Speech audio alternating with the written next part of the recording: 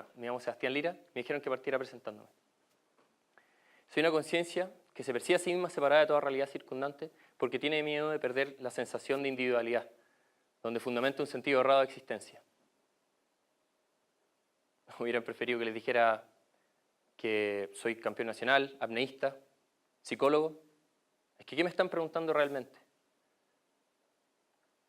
¿Quién soy? Porque es una pregunta existencial, muy significativa en nuestras vidas, pero que nuestro ego nos confunde y responde a la pregunta correcta con respuestas equivocadas. Si ustedes le preguntan a mi ego quién es, él les va a contar su mayor logro. Soy Sebastián Lira y soy apneísta, soy campeón nacional de apnea. Para los que no saben, la apnea es un deporte, bueno, es una práctica ancestral, hace muchos miles de años, pero hace poco se transformó en un deporte donde el atleta trata de sumergirse la mayor cantidad de metros posible en el mar por sus propios medios con un solo respiro. A veces ocupamos aletas, a veces vamos sin aletas y a veces jalamos la cuerda hacia abajo y hacia arriba. Mi mayor logro sucedió en Roatán en 2016, en mayo. Es en la cuarta versión del Caribbean Cup, que es uno de los campeonatos más importantes del mundo. Y todavía recuerdo que fue el 25 de mayo, que tomé un papel y escribí Sebastián Lira, 98 metros, récord nacional. Lo doblé en 4 y lo metí en una cajita. Estaba anunciando un récord nacional 20 metros más profundo que el récord nacional anterior. Era una inmersión ambiciosa, pero se podía hacer. Con mucho nervio partí a mi pieza a preparar mis cosas y me dormí como si al día siguiente tuviera mi primer día de colegio. Me desperté al día siguiente muy nervioso, no desayuné para poder estar liviano. Me acerqué con mis equipos a la orilla de la playa y me subí a un bote. No recuerdo qué apneístas estaban en ese bote. Pero sí recuerdo que cuando llegué vi mucha gente, mucha gente. Habían turistas locales, habían apneístas, instructores, profesores, todos sacando videos, fotos. Y yo sobre mojado, me puse nervioso sobre nervioso y eso no me ayudó para absolutamente nada. Pero tenía que seguir, así es que empecé a equiparme. Y a los 45 minutos antes de mi inmersión me metí al agua a calentar, a hacer mi rutina de calentamiento. Ya entré en el agua, entré en trance, me calmé, mi cabeza calmada, estuve presente. 10 minutos antes de mi inmersión me tiré en la plataforma a relajarme, a respirar y a visualizar mi inmersión. Cuando de repente escucho "coming up", digo, ¿qué? Eso es un grito que te dice que el apneísta anterior va subiendo. Y mi mente se volvió loca de nuevo. ¿Qué pasa si el apneísta sube y pierde la conciencia? ¿O qué pasa si que sube y pasó algo malo y si se murió, y se muere, si se muere? Ok, métanlo al saco, traigan el siguiente suicida. Quería morir. Pero bueno, ya era mi turno. Así es que me tiré al agua, me conecté con la línea y vi esto. Una línea que se pierde en el infinito. Al final de esa línea, a los 98 metros, hay un plato que tiene un velcro negro que tengo que traer a la superficie como muestra de que llegué a mi meta. Pero el tema es que cuando uno piensa en la meta se pone muy nervioso. Y no queremos estar nerviosos si es que vamos a aguantar la respiración. Así es que volví a la superficie y empecé a respirar.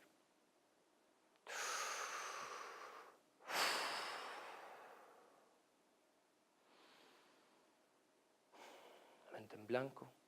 Cuando escucho la cuenta regresiva. 10, 9, 8, 7, 6, 5, 4, 3. Inhalación completa. Media vuelta y empieza mi inmersión. Al principio, mis pulmones están muy inflados, entonces tengo que pelear contra la flotabilidad. Así que de a poco la presión empieza a achicarlos y floto cada vez menos. A los 20 metros me suena mi primera alarma, que me dice que tengo que hacer una técnica que se llama mouthfeel, que básicamente es llevar el aire de los pulmones a la boca. De esta manera puedo acceder a ellos a grandes profundidades y ecualizar mis oídos. Sigo bajando, y a los 35 metros me suena mi segunda alarma. Esta alarma me dice que ya mis pulmones se comprimieron tanto que puedo dejar de moverme. Y empieza la caída libre. esta es la guinda de la torta. Todos los apneístas, o la mayoría que yo conozco, es lo que más disfrutan. En este momento tú te dejas de mover y tienes que hacer 3 cosas. Tienes que calmar tu mente, pero estar muy concentrado, tienes que estar presente. Tienes que relajar tu cuerpo. Tienes que relajar tu cuerpo, esta es la segunda, pero estar 100% hidrodinámico porque no puedes perder velocidad. Y tercero, tienes que ecualizar tus oídos, manteniendo tu mouthfeel hasta el último metro. Y así empiezo a bajar, se empieza a poner cada vez más oscuro, más frío.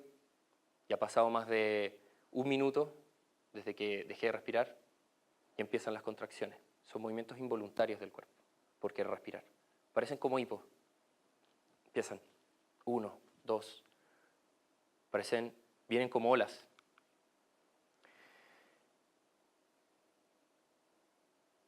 Y a poco voy bajando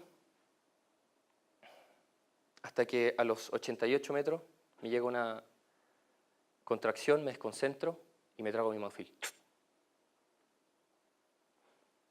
Sin mi mouthfeel no puedo ecualizar. Y sin ecualizar, seguir bajando significa reventarme ambos tímpanos. Tuve que estirar un poco mis tímpanos, pero ya me dolieron mucho, ya no tuve que aceptar que había fracasado. Darme media vuelta y empezar a subir. Mi ego me empezó a decir, fracasaste, fracasaste, fracasaste. Y iba subiendo para arriba, me odiaba a mí mismo. Dije, ¿por qué anunciaste algo tan por encima de tus capacidades? Deberías haber entrenado más, te desconcentraste, esto no es lo tuyo, porque no te dedicas a lo de siempre. Cuando de repente llega la presencia y me dice, ¿qué pasa, chico? Pana, está todo bien, no importa, fracasaste, no importa. Disfruta este viaje, mantente presente. Y en ese minuto, mi alma se inundó de felicidad, estuve pleno, me sentí en paz. Y empecé a disfrutar la apnea. Empecé a subir como sintiendo el agua correr por mi cara.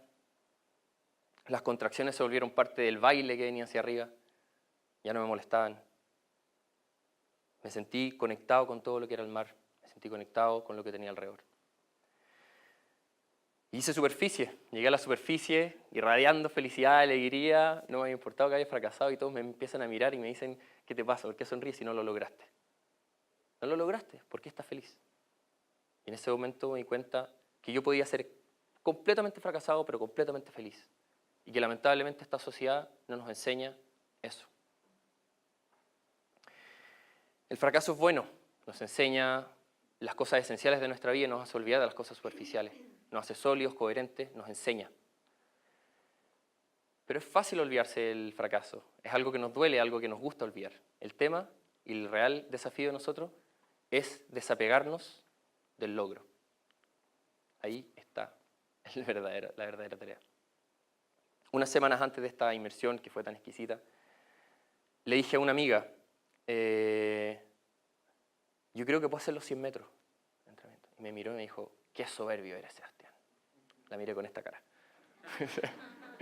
Pero es que tienen que entender, los 100 metros es como hacer cumbre en el Everest. Es impresionante. Yo pensaba, cuando hagas los 100 metros, vas a ser feliz, vas a estar pleno, al fin todo va a ser bonito y vas a estar tranquilo y vas a poder, al fin, llevar la vida que quieres. ¿No les ha pasado? Que cuando tenga tal cosa, cuando me mejore esta enfermedad, cuando salga este problema, cuando pague mi crédito, ahí voy a ser feliz, ahí voy a poder amar, ahí voy a estar en paz. Recuerdo que el día que logré los 100 metros, terminamos el entrenamiento, estaba feliz y todo, y volví con mis amigos a almorzar al mismo lugar donde almorzábamos, nos sentamos en el mismo lugar, pedimos lo mismo, conversamos lo mismo y le di la cara a los mismos 5 monos que veía todos los días, mis amigos. Y me preguntaron, ¿qué se siente haber hecho los 100 metros? Y miré a mi alrededor y los verdes eran igual de verdes, los azules igual de azules. Mis amigos eran igual de amigos y yo tenía las mismas inseguridades que siempre. Dije, nada, la verdad es que nada. No sé si se los decía a ellos o me los decía a mí mismo, pero me sentí muy real, me sentí sencillo, me sentí vivo. Me había desapegado del logro por un momento.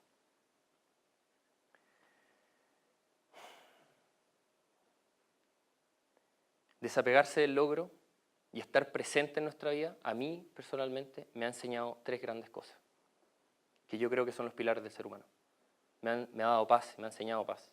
Porque me di cuenta que cuando solté la meta se transformó solamente en algo a lo que yo apunto, pero no algo que me va a estresar, que me va a hacer esclavo de mis miedos. Y me di cuenta que el paso más importante que voy a dar es el que voy a dar ahora. Segundo, me dio mucho amor, porque me empecé a aceptar a mí mismo. Antes me quería si es que lograba algo, y ahora me di cuenta que da lo mismo si logro o fracaso. Que me empecé a dar cuenta que el resto de las personas que tenía a mi alrededor eran dignas de amor, independientes si lograban algo. No son sus fracasos, son como enfrentan la vida. Y tercero, me dio felicidad, pero felicidad real, felicidad plena.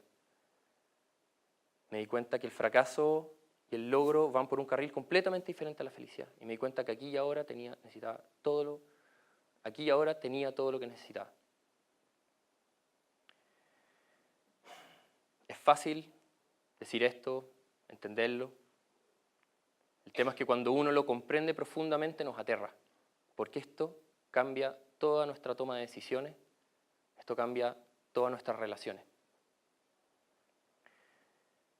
Cuando tú estás presente y te desapegas de la meta, eres una persona consciente, eres una persona feliz, eres una persona que irradia luz. El tema es que todo esto no pasa en los récords, no pasa cuando vamos a tener un hijo, cuando nos graduamos, cuando logramos ese puesto que tanto queríamos, pasa en la vida cotidiana. Y ahí pasa muy desapercibido, Así termino con una pequeña anécdota que yo creo que a muchos les ha pasado. Hace poco tiempo estaba con la cabeza a mil, con muchas cosas, tenía muchas preocupaciones. Entonces fui a un restaurante para hacerla corta, pedí algo para comer, me llegó la comida. Y al cabo de unos minutos veo mi plato y estaba vacío.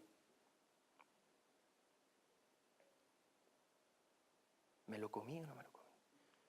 Sí, me lo había comido. No era un brote esquizofrénico, efectivamente me lo había comido yo. Pero lo terrible fue que no me acordaba el sabor de mi propia comida. Y esto no nos puede pasar con nuestra vida. No nos puede pasar con nuestras conversaciones. No nos puede pasar con nuestro matrimonio, con nuestros hobbies, con nuestros deportes, con nuestro trabajo. No nos puede pasar que lleguemos al final de nuestra vida, miremos para atrás y no sepamos qué sabor tenía. Nosotros aquí y ahora, ustedes y yo, podemos tomar una decisión y la podemos tomar todos los días. Podemos hacerle caso al ego y creer que en un futuro, porque nosotros elegimos el peor proveedor de la felicidad, es el futuro, que siempre va a llegar y se aplaza. Llegamos y se aplaza. Es el peor proveedor. Vamos a llegar a la quiebra. Si se sienten en quiebra de felicidad, es porque están eligiendo mal proveedor. Y pueden elegir eso, pueden hacerle caso al ego y decir, ok, voy a creerte y voy a vivir creyendo que tengo que lograr una meta y tengo que salir de estas cosas que no me gustan para poder estar en paz, poder amarme y amar y poder ser feliz. O por otro lado podemos tomar una decisión que es muy sencilla, que es olvidarnos un poco del ego y aceptar la presencia y darnos cuenta que aquí y ahora tenemos todo lo que necesitamos. Tenemos todo lo que necesitamos para hacer un fuego, porque el calor de la meta lo da el camino. Muchas gracias.